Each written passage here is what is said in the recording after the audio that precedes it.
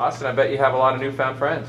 Yeah, after that game, got quite a few text messages. People I haven't heard from for years. Hey, saw your touchdown. It's a little different getting to score a touchdown, not lift the guy up that did score the touchdown.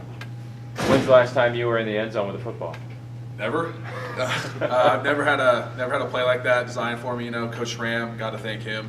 Finally called it up. I've been getting on him about it, trying to get it called for a long time now. And like Coach Drewer said, we've been running that since December in practice, and finally got it called. Was it slow motion for you? Man, actually, we were at the end of a drive, so I was tired. My helmet actually just broke, so that's just a nuisance. And then Derek comes in the huddle and says we're running the play. And I looked at him. I must have looked, are you serious? And he's like, yes, we're running it. I was like, okay. So I got down the stance, and I went out there, and just a testament to our wide receivers. As soon as Devontae caught that ball, both the corner and the safety triggered him and tackled him. So I walked in the end zone, but it was definitely surreal. Crossing the line, didn't know what to do. I was kind of looked around, I was like, give the ball back to the ref, and Burrs jumped on me, and the whole line was there going crazy. So it was a great experience. Yeah, usually the guy scores a touchdown and you're down there to lift him up. There was no one to lift you up. Yeah, I talked to Cody Wickman about that, jokingly, if we got to run the play. And he said he didn't think you'd handle it, so I said, we'll pass this week. Austin, did you have a fear when you lined up the line of scrimmage that something may not go right with the play call? I was just, Coach Schramm's on me all the time, if you drop that ball, we're not calling again. And I was like, okay. So as soon as we went, as soon as we got in the play, it was, you weren't thinking about it. But as soon as I caught the ball and, looked and saw that safety trigger on Devontae, I was just in amazement. I couldn't believe I was actually going to get a touchdown. The student section went nuts, and it was awesome.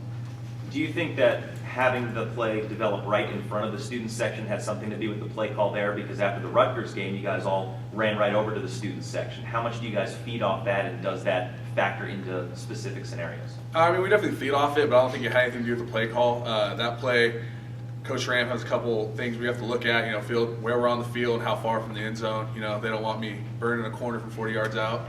So the cards aligned, so it was perfect. We had one attempt earlier in the game that I looked and I thought to myself, hey, we could run it right now. And we didn't, so I wasn't even expecting it, but we got it called. And thanks to Coach DeRuiter and Coach Schramm for calling it. You wouldn't really try to burn the corner. You'd try to give him the old stiff arm, right? I'm pretty fast. I don't know if he'd even have a chance. Did you get that SportsCenter saved on your DVR for a while there? Number 8, top 10 plays? I didn't. I actually haven't seen it on SportsCenter. I've heard that it's on there. I need to go look that up, but that's pretty awesome. I think the last lineman to get any love around here was Dev Cunningham in Illinois with that 2-point conversion. What's your take on where the offensive line is right now? Because you guys had some question marks going into the season. What have you seen from the guys who are new to their position? Yeah, Alex and Northern both have done great in the first 2 games. The first game gave up 1 sack and 74 attempts, which is pretty incredible. The last game kept Derek on his feet the whole game, no sacks, so that was great. We need to work on our run game a little bit. This last game we weren't dominating line of scrimmage like we should have. We can. So those are where we need to step up a little. But the young guys that were question marks, I think, have defined themselves, and I'm really happy with where they're at. Talk about your feelings going on the road for the first time this season. First couple of games here, Friendly Bulldog Stadium, your first time on the road. You got any nerves about it? Not nervous. Boulder's a hostile environment. That's a team that's got a chip on their shoulder from last year. They've been circling this one on their calendar for a year, I bet. And so it's going to be different, but we've got a lot of guys that traveled before, a lot of leadership to hold the young guys, accountable and make sure they're locked in. So I'm not too nervous about it.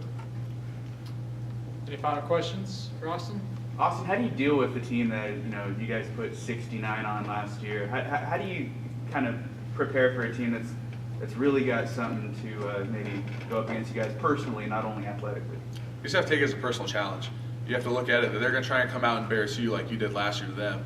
So you just have to be sharp that week of practice, work harder, even if you can. And that's a prideful unit up there, especially with the new coaching staff that they have. They have some great coaches, and so we just have to go out and play our best game. Austin, did you think about keeping the ball at all since you'd never gotten into the end zone before? Honestly, no. As soon as I crossed the goal line, everyone's throw it up in the student section, get a penalty. No, I just turned around. I was like, what do I do now? I'm here in practice. I used to go back to the next play. So I didn't think about it. Everyone said I should have, but just threw it back, and it was great to see the wide receiver celebrating for me this time.